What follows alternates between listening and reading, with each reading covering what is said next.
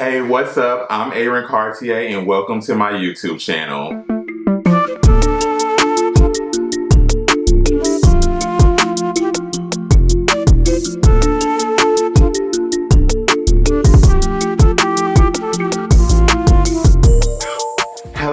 Hello beautiful people, and welcome back to my channel for another video on this lovely, beautiful, rainy day today here in Nashville. It is currently thundering and pouring down, raining outside, but you know, I will take it. I like a rainy day. Sometimes rain is beautiful, rain is good. Just saying that just in case you do hear some cackles of thunder and lightning in the background, it's supposed to stop in the next minute, so you may not hear anything. But you know, just in case, just putting it out there. But hello and welcome back to my channel. Today I am excited about this video. I'm going to be talking about 10 of my favorite fashion looks from Rupaul's Drag Race. Now, I am obsessed with Rupaul's Drag Race. I went to Rupaul's Drag Con for the very first time this year. I love everything Drag Race. The fashion aspect of Drag Race is really my favorite part. I love the looks, I love the outfits. I look forward to the runway every episode, every week. So I was like, you know what? Let me pull some of my favorite looks that I've been enjoying over the years. I've been watching literally since season 1. I remember when I first saw Drag Race, I was just flipping through the channels at my parents' house, and I happened to stumble upon it on Logo, back when it used to air on Logo, and I think it might have been down to the top 6, I believe, and I was like, what is this show?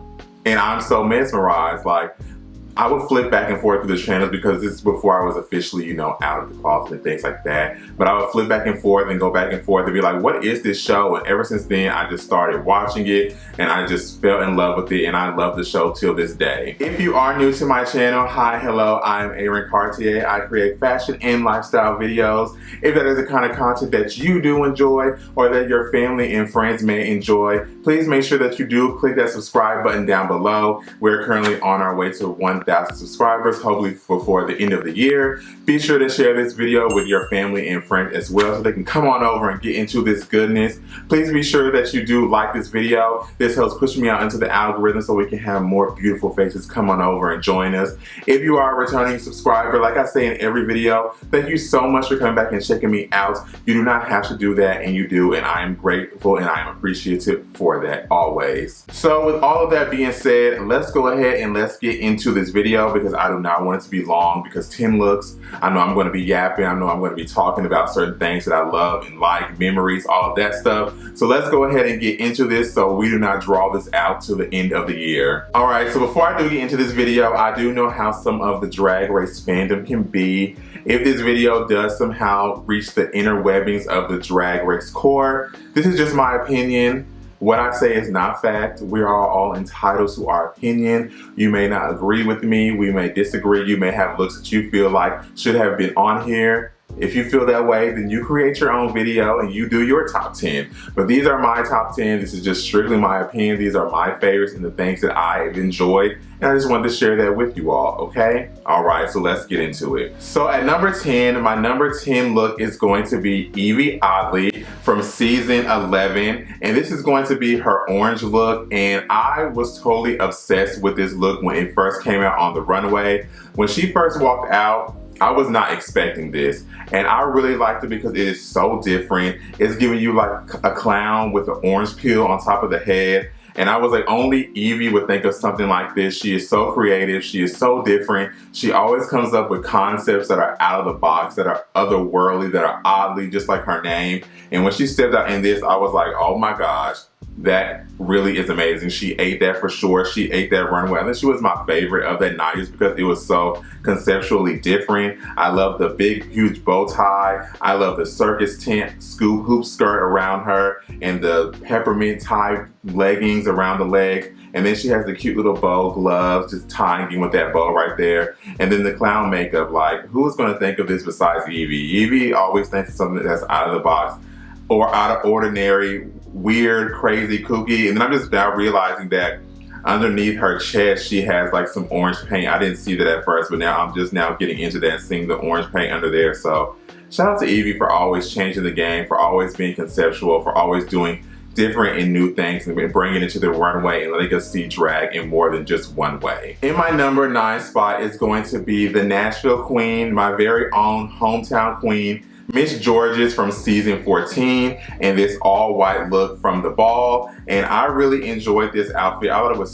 so stunning and so beautiful. When she walked out onto the runway, I literally gasped and I was like, oh my gosh. I think her all white look was probably one of the best. And something about this really reminds me of that old Hollywood glamour. It gives me very Audrey Hepburn. Like, I feel like Audrey Hepburn would have worn something like this back in that era, that time. And I just love old Hollywood. It was so beautiful, the golden age. And it instantly reminded me of that when she walked out. I was like, yes, Miss George's, you ate that up. You chewed that, you did what you needed to do. The silhouette, the beautiful dainty gloves, again with the bow, just everything about the slit. She just looks so beautiful. She looks so classy and classic when she was walking down the runway. I was just like, yes, this is everything. This was definitely, if not one of the best all white looks from the entire runway. It was just amazing and it was so beautiful. Coming in at number 8 is going to be Miss Crystal Method from the Makeover Challenge.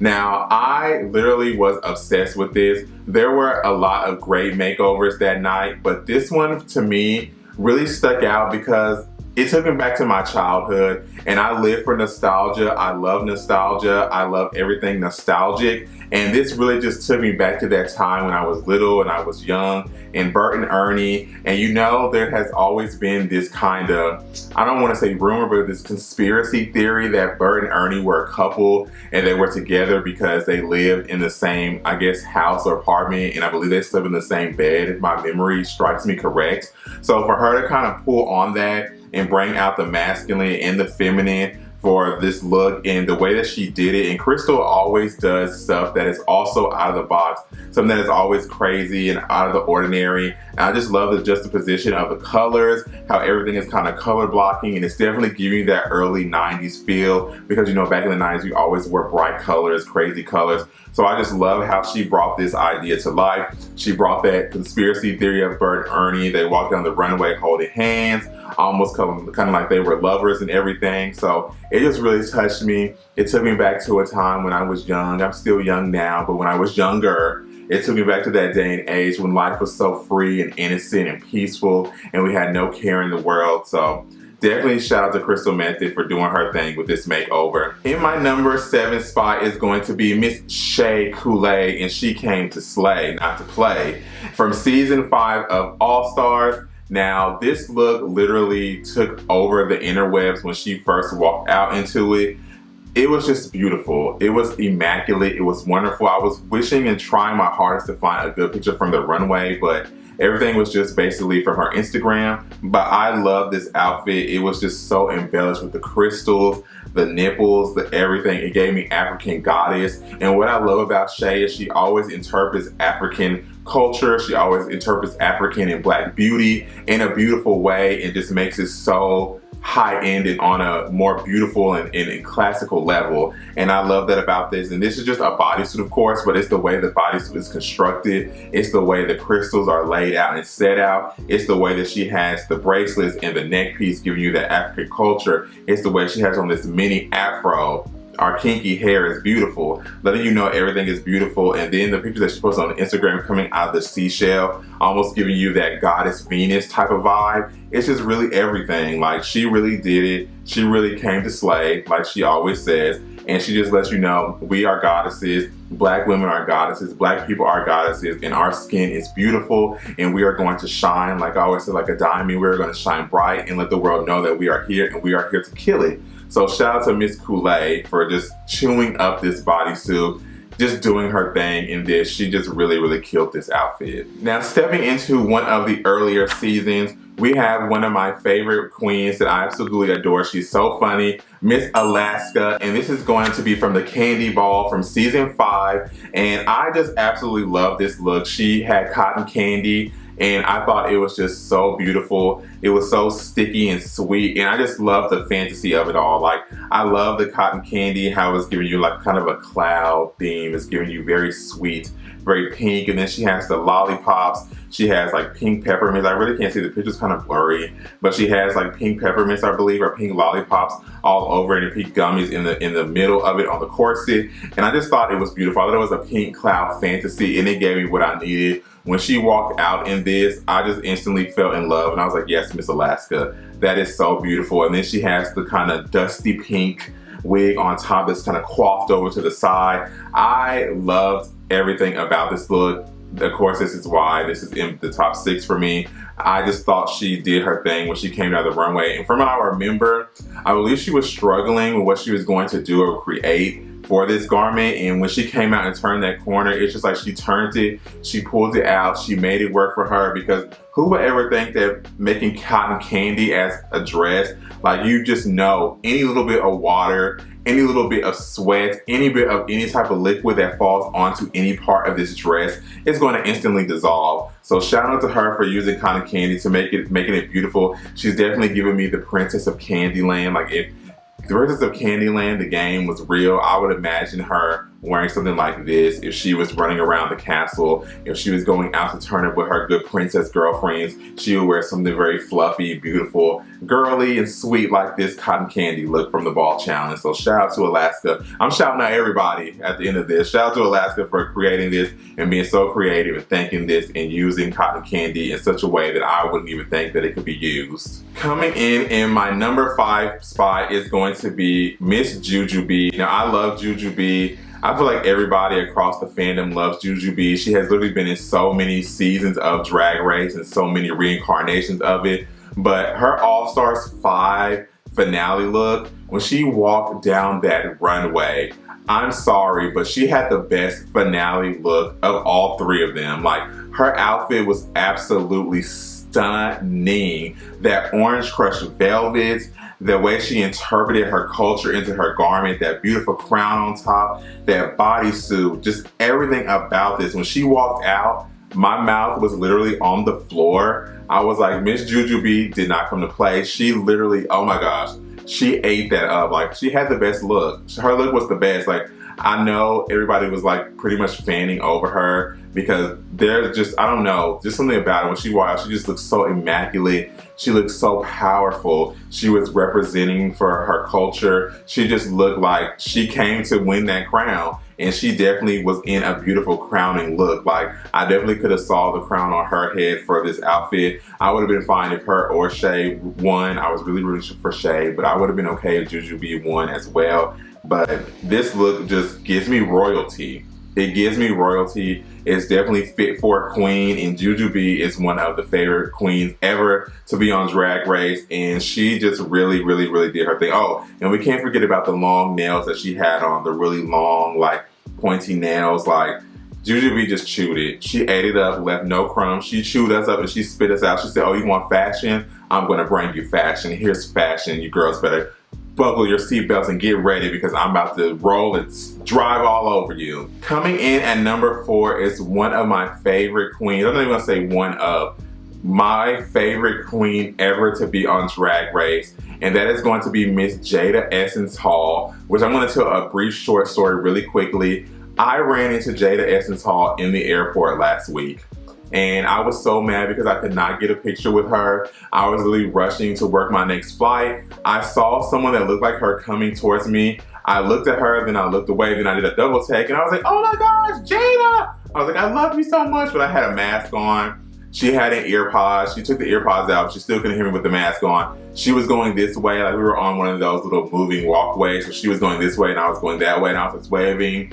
But I messaged her or I tweeted her on Twitter and she responded. But I absolutely love Jada. She's just so funny. She's so charismatic. She seems like she's so sweet and I just absolutely am obsessed with her. She is my favorite queen ever to come off Drag Race. She's definitely in my top 5 favorites. She's definitely my number 1 favorite. But this is going to be her season 12 look, and she just looked so beautiful. so regal. She definitely gave me black goddess in this. It definitely gave me Coming to America, like they said when she was walking down the runway. She just looks so regal. She comes from pageantry, so I feel like she was paying an homage to her pageantry that she came from, but she just looks so beautiful. The hair is just so beautifully coiffed. It's so big, it's so curly. The gown is shining and sparkling. You can see her from a mile away from every angle, and then she had this beautiful draping cape behind her. She just looked so stunning coming down that runway as she was flowing and she was walking. She just looked like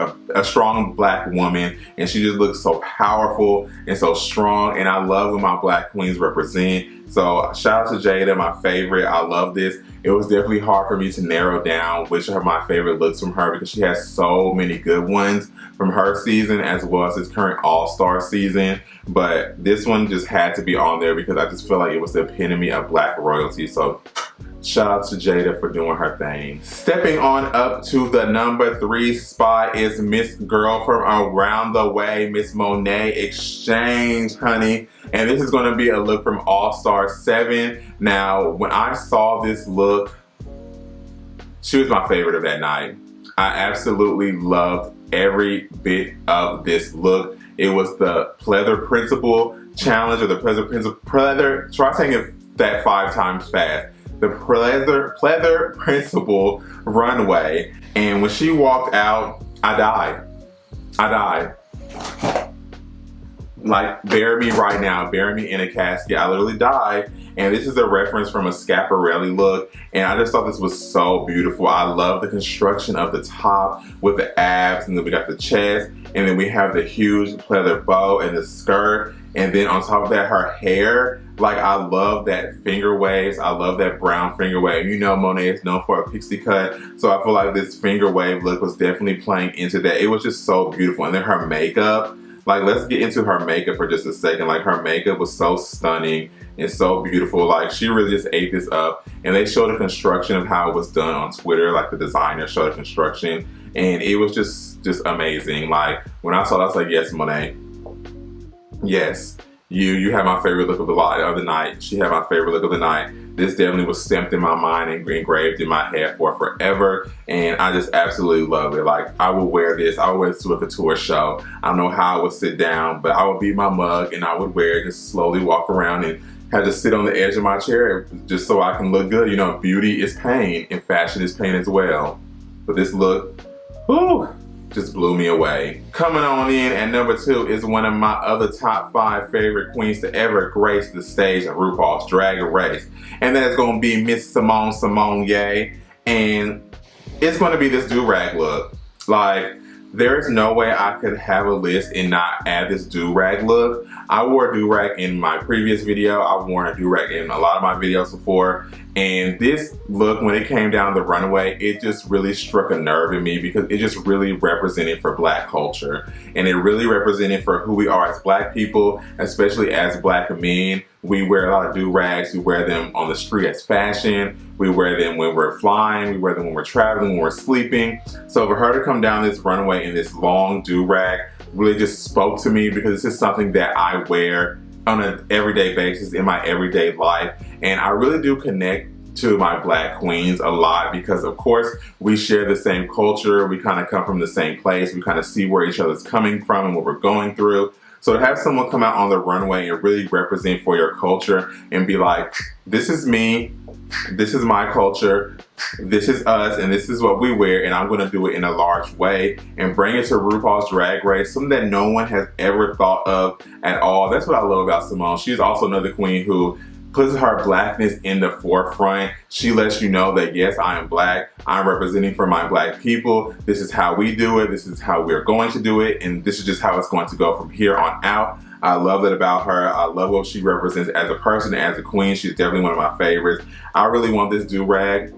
I'm going to find somebody who can make something like this so I can wear it to a fashion event and just, you know, show up and show out. But I love it. I love the turquoise. I love the underbodice of this jumpsuit that she has on. It's just so beautiful. It's so elegant. It's so powerful. It just speaks to me in a way that no one else on this world could possibly do this like her. She's the only queen that I could think of that could do this and that could execute this in the way that she did. So thank you, Simone, for all that you're doing. Thank you for bringing our culture to the forefront and letting people know that our culture is not ghetto, it's not ratchet, it's also elegant and beautiful, and it can be elevated and shown in a way that is just so immaculate. So shout out to you, Simone Yay.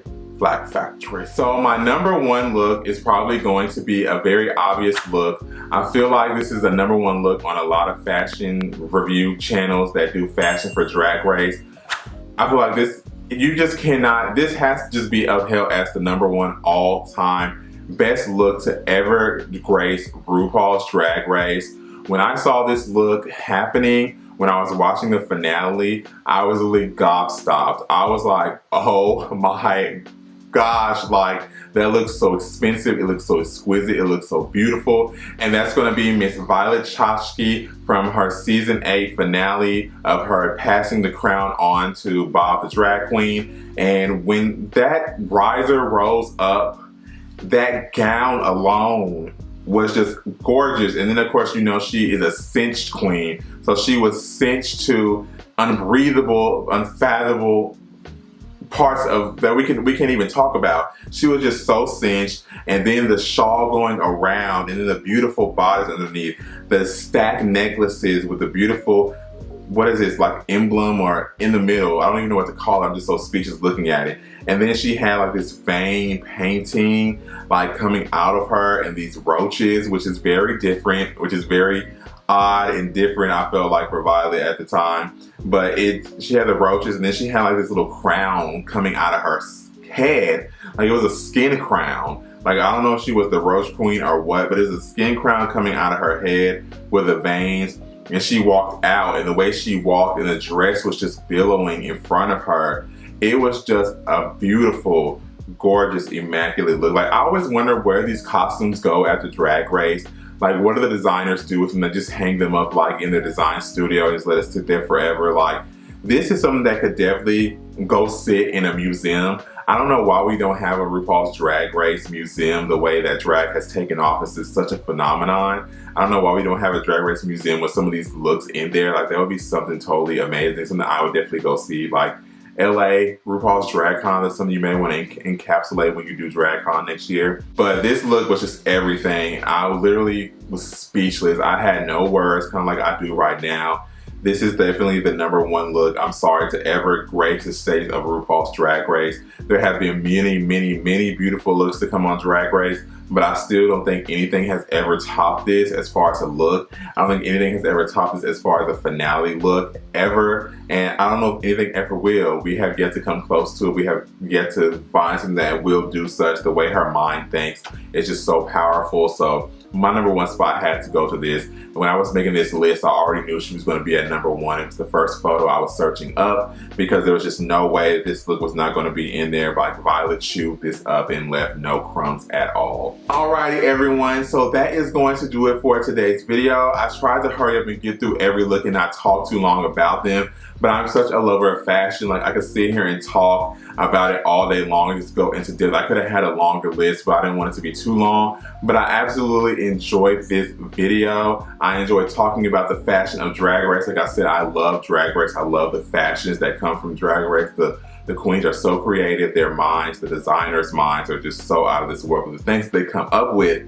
is so otherworldly and so like, whew, so unimaginable. I can't even explain the feelings that it gives me. Drag Race has such a big place in my heart. But I'm gonna go ahead and go because I can ramble on and talk about Drag Race all day long. This video will be 20 hours long and I do not want to put y'all through that. So I'm going to go ahead and get out of here. I hope you all did enjoy this video. And until I talk to you guys in my next video, like I always say, make sure that you shine bright like a diamond. Bye.